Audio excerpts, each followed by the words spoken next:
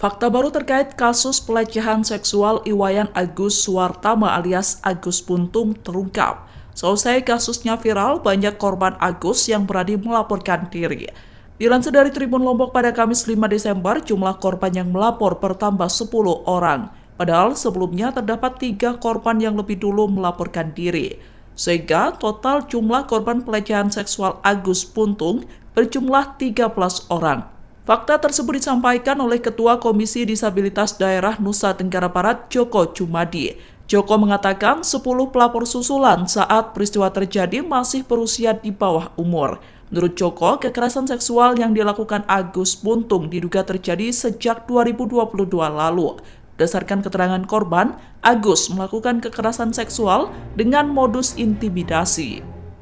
Download Tribun X sekarang, menghadirkan lokal menjadi Indonesia.